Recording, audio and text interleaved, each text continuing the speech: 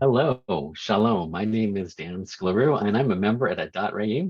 I'm very happy today to be leading today's meditation minyan with looks like just about a minyan um, on the topic of living waters. And we'll talk a little bit more about what that means in a little while. But I hope if you're catching this in delayed time and haven't heard the announcement yet, please feel free to go grab yourself a glass of water. And if you have the opportunity to pick up something like probiotic yogurt or uh, kefir or whatever you might have that's kind of a living culture probiotic in your fridge. You can grab a teaspoon of that, and we'll see where we go with that.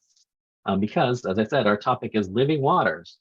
And before getting into that in a lot of detail, I was going to ask, like, when you think of different kinds of water, what are the things that you think about? Like, what are the different types of water that you think about?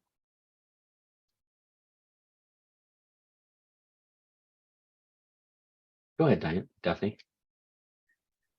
The ocean. The ocean, so salt water, the big bodies of water. Randy? Lakes. I was Lakes, just good, talking about Lake Branson with somebody today. nice. Margie?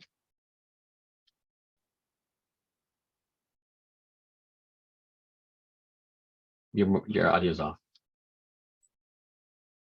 I think of my water bottle that I cannot go anywhere without. I always have a bottle of water with me, my own, filled from the faucet. That's great. Thank you. Anyone else like to share what you think of when you think of water? Yeah, Debbie? Rivers. Rivers. Rivers, thank you very much. That's one of my favorite. As you might know, my PhD was about river, very close to us. Um, Great. So it's interesting. Each of you are choosing a kind. Okay, ready, go ahead. And lately, I've been thinking about the power of water because of the rains, because of the heavy rains up north. So I've been thinking about the power of water and how we have to, and also the shortages of water. When I run my sink and forget to turn it off when I'm brushing my teeth, I feel guilty. That's great. So the water is dynamic, and also that it can be in some places and not in others, and too much in some places and not enough in the others. Particularly this week, we've got a whole lot of examples around the world of both happening in what is one of the warmest weeks on record, unofficially the warmest weeks on record. Good. Yeah, it was so interesting. You all picked bodies of water, except for actually, I think all of them kind of fit into that category. So that's one way of splitting, like dividing up what different kinds of water is. We could talk about it also in terms of temperature, like ice, liquid water, um, vapor, water vapor, and clouds, like the ones behind me here, keeping me company for our meditation today. Um, we could be thinking about water in terms of flat versus sparkling. Particularly if you're in Europe, you usually offer those two options, right? Um, Dirty versus clean. Um, I probably have too many examples here, but um, I'm going to focus on the dirty versus clean one for a moment, because I think that one's one of the more interesting things, because water that our ancestors drank uh, was arguably always dirty. I mean, we didn't have any way to clean it until the last couple of centuries. And so whatever came out of the source, which would be about as pure and clean as we can think about, it would probably be what we try to drink. And maybe some of you had the opportunity, as I did once, to be underneath the city of Jerusalem. And there are canals, underneath the city that are human-sized. And going up to your chest in that was really, for me, both a holy and a terrifying experience in the dark. Um, but that was to think that our whole religion was built around a location in a country where it's very, very dry, and yet there are these underground waters. So we can think about above ground and underground waters. And then, the quality of the water, that our expectations now is that our water has been treated. And what do we mean when we say disinfected water? Your water's been disinfected or treated. Means we've killed everything in it. So the water that our ancestors drank was probably not subjugated to something that killed everything. And yet we have this concept of a living water as a symbol. And so every time we're drinking water from our tap, we may not be getting quite the experience that our foremothers and forefathers had. And this is kind of where I want to focus, because biologically, if we take our water, anyone has their water in front of you, and you start drinking the water, it's hopefully magically turning from that dead water we described before into living water. It's inside of you, right?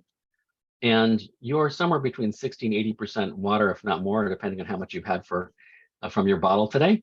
And that moment that it touches your lips, that unliving water, or that it may be a mineral water that doesn't have anything growing in it, or the water from the tap, is become alive again. And to me, that's a really spiritual moment to think about something that's not alive becoming alive just by virtue of coming into me, and that it then stays with me.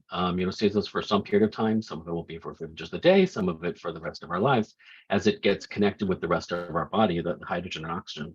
And in Judaism, it's fascinating to think that this idea of living water is actually symbolism both for holiness and purity, as well as for the Torah itself. At least I've been told that we can sometimes talk about as the source of living waters. And there's certain references in Genesis. What used to be my least favorite patriarch, Isaac, because he's always seemed to kind of go wherever he's told to go, whether it's whatever Abraham says or whatever his wife says and whatever his kids do. But then I read a little bit deeper and I realized that Isaac was a prophet, not because of the things he said, but he went and created access to water in Canaan when he came in. His whole shtick was being a well digger, and it made me think totally different about Isaac after that. Like, he was basically not the talker; he was the doer, and he brought water to the valley as his contribution to the heritage of his neighbor, our heritage, and also to his neighbors. And then we think ahead to Exodus, and water becomes an issue like all over the place, right? From the moment a baby, floats into the pool area of the Pharaoh's daughter, through obviously the parting of the Red Sea, and then over and over and over again as the Jews wander there, just give us some more water, please. We have the sticks and the sources and the wells. So water has clearly been a very key issue in our heritage, and over and over again it is referred to as living water. And in fact, I found it very interesting also that when we interact with a mikvah, that in fact is referred to as living water also. It has to be natural, it has to be flowing, and also that the word mikvah is made of the same Hebrew consonants as the word for hope. And so connecting this whole thread of mikvah, and I think it's meek. I'm not getting my vowels right on the hope one, so maybe one of you can help me. But to think about water and hope being that closely connected through the purification process is actually another thing that really struck me as pretty profound. So let's see, 1 second. So as we move into meditation mode, I'd like to invite you all to first take a glass of your water or a sip of your water that might not be alive yet, and think about what that tastes like to you. Is it soft? Is it hard water? Is it dry? No, not dry. Does it have a flavor to it? Is it something that you feel going down cooler than your body temperatures? You feel the coolness going down your throat, or maybe it's a bit warm and you're feeling in your mouth going, "Ooh, that's not what I felt like having right now." Or, I really feel good about the water. And then think about how that water is flowing down from the moment it touches your lips, as it's coming down your chest and your neck and your chest, and it's bringing something that's not alive. It's becoming alive inside of you. You're giving life to that water that you have. And if you're feeling particularly experimental as we're moving into our meditation state, feel free to take that teaspoon of something that's already alive and drop it into that water, or mix it in with the water, or mix it in your mouth with a little bit of each. And now you're taking something that's alive and that's water and mixing them together and here we are sharing water with our little symbiotes there, or as we now call them these days, our microbiome. So the little companions that travel along with us, of which there are billions and billions inside and on our surface, are all there hanging out because we're a nice place to live. and they're very nice to us for the most part. They help keep our water in and keep our our homeostasis in place. And so, for those of you who had the chance to try water with and without some friends joining the water we consume, I want you to think about also now, like, what was the difference about that taste? Was it different to be able to share water with microorganisms that are there to help you out, and how that makes you feel? And again, thinking about what does the taste like in your mouth, or the temperature, the feeling, the texture, and let that experience of sharing water um, expand in a little bit now, and think about, okay, now I brought in the water that's in the water that's next to me, and it's become living water. I've shared that water with microorganisms. Think about, what other ways do we share water? Are there maybe plants in your house that, you have a little water left in your bottle and you pour it into the plant? Or there's maybe you have a bird feeder outside that collects rainwater for the birds. What other ways are you sharing water, or is water being shared with you? And if you can think back to a particular experience, I encourage you to kind of grab that and, oh yeah, I remember that moment of water being shared with me, or me sharing water with others. And what's really amazing to me is when we think about that sharing, it's almost impossible not to think about the reciprocity that could be going on if we expand our view even further out. So if I'm bringing water to a fruit tree in my backyard, or a fig tree, and that fig gives me water back in the figs it creates, we've created a symbiosis, this connection together. And maybe in the anecdote you're thinking of, you'll see some way in which you gave water to another being, and that being gave water back to you in other ways, or there's a cycle that went through. And one of my favorite quotes from Ecclesiastes is related to this. It's, to the place from which the water flows, there it returns again. And that's what I want to leave you with as we spend the next few moments introspecting, is how how do you find meaning in this idea that, to the place from which water flows, there it returns again and again. So I'm going to leave that thought with you, and we'll meditate, and I will let you know when we're coming out in a few minutes. I'll read the quote one more time for you. To the place from which the water flows, there it returns again.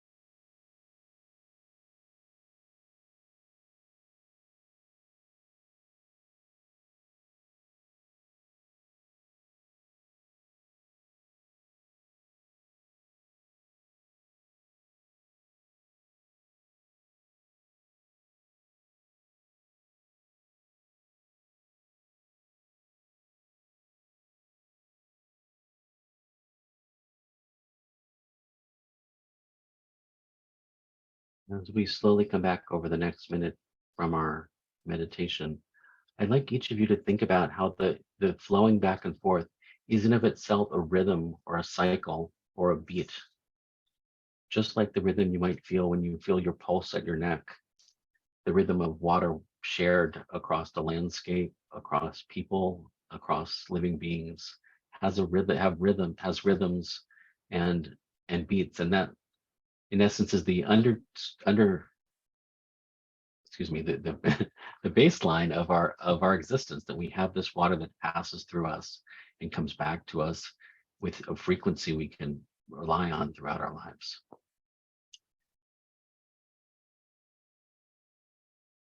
Thank you all. I hope you enjoyed this part of our service. We will now turn to our prayers and then have a discussion. If I'm doing this